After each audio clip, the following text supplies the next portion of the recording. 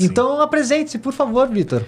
Então, o pessoal já me apresentou, né? Vitor Arruda, tenho 28 anos, eu sou de Pernambuco e recém-morador de São Paulo. Inclusive, maior confusão, né? Pessoal mudança, aí a semana que vem já tô me mudando também, aí caos.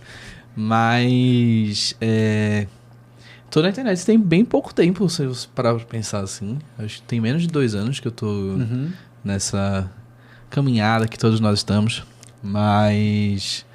processo meio maluco, né? Porque, como você falou, eu sou médico de formação. E aí... me formei antes da pandemia, trabalhei a pandemia inteira. Aí quando meio que acabou a pandemia, eu comecei a produzir. Você trabalhava com alguma especialização? Não. Tá. Trabalhei na linha de frente do Covid. Nossa, bem... punk, hein? pesado. Mas é isso, estamos aqui, né? Pra contar a história. E aí... a internet apareceu como uma outra oportunidade, assim, pra mim, dividir outras paixões, outras coisas que eu gostava de fazer. Veio a moda nessa história. E tamo aí agora, né? Cara, eu acho que essa transição de carreira aí que você fez é uma coisa muito interessante. Eu queria que você contasse um pouquinho mais pra gente como foi. Porque você saiu de uma profissão que muita gente, imagino que você também, passa anos e anos e anos se dedicando pra conquistar um sonho, que é se formar e trabalhar como médico, né? E aí você resolveu e aceitou a mudança de uma transição de carreira para um lugar que talvez seja até um pouco incerto no começo, né? Para conseguir monetizar o trabalho, enfim. Sim. Conta pra gente como é que foi os detalhes disso, se foi algo que aconteceu sem você ter planejado, ou se você planejou pra caramba e foi atrás dessa transição, enfim. E por que você transitou? Você não gostava de medicina? Basicamente, a resposta curta é não gostava. Não é nem que eu não gostasse, mas diferente de muita gente, nunca foi um sonho, nunca foi uma parada que eu passei a minha infância, a escola, a época de vestibular inteiro projetando a faculdade de medicina e tal. Mas, enfim, me formei, né?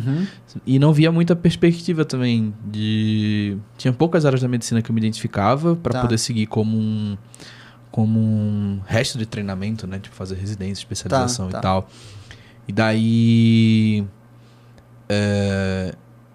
veio a pandemia. Eu me formei em junho de 2019, janeiro de 2020 já tava, começando a ter todas as notícias e tal. E aí os meus planos... Aí você morava lá em Pernambuco ainda? Morava em Recife, isso, em Pernambuco. E aí os meus planos, que na época era de fazer residência fora do Brasil, aí foi meio que por água abaixo, né?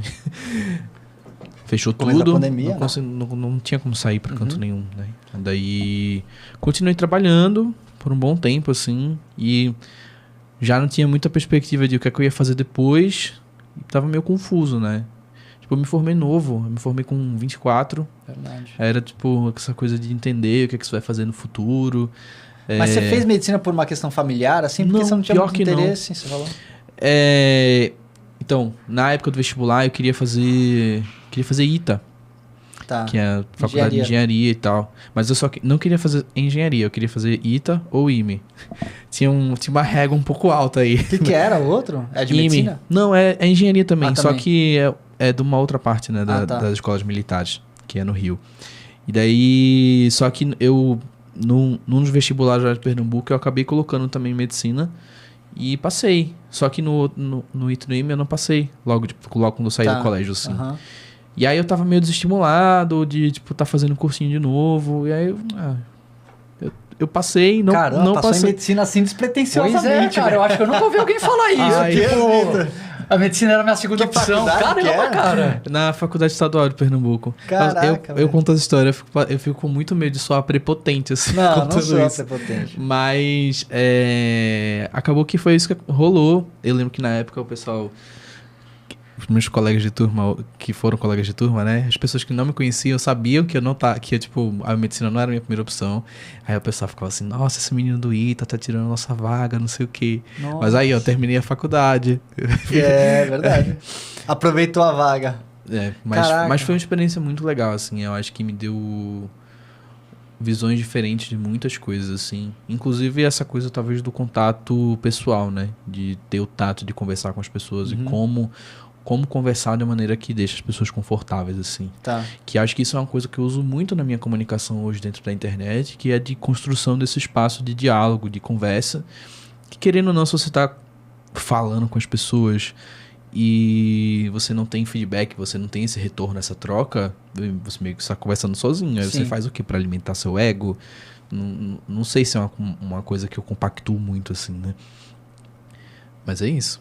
E daí você comentou que, antes da gente começar a gravar, que você teve ali um período que deu um burnout ali, né, com a medicina, trabalho muito intenso, e foi mais ou menos nessa época que você começou a transição, ou você já tinha começado um pouco antes? Eu meio que já tinha começado, porque assim, eu não tinha perspectiva de seguir meu plano dentro da medicina assim, que era fazer residência fora e tal. Aí eu comecei a pensar em outras possibilidades. E aí eu meio que comecei a procurar formas de atender de uma maneira que eu conseguisse conversar com outras pessoas, chegar com o meu trabalho em outros lugares. E daí foi quando eu comecei a estudar sobre as redes sociais de uma maneira mais pensando nessa coisa de expansão de audiência e captação de pessoas. E aí foi um período que me deu muito... Eu percebi que eu gostava mais de estudar sobre isso do que eu gostava de estudar sobre medicina. Uhum. Aí eu fiz, então... Vamos ver o que eu consigo fazer com isso aqui. E daí, quando eu comecei a falar sobre moda, veio muito num lugar de insatisfação com o que eu tinha dentro do trabalho, assim. Eu tinha uma agenda muito, muito cheia de plantão, carga horária muito exaustiva, carga de trabalho emocional, física, mental, toda zoada, né? Que são 12 horas seguidas o plantão, é isso?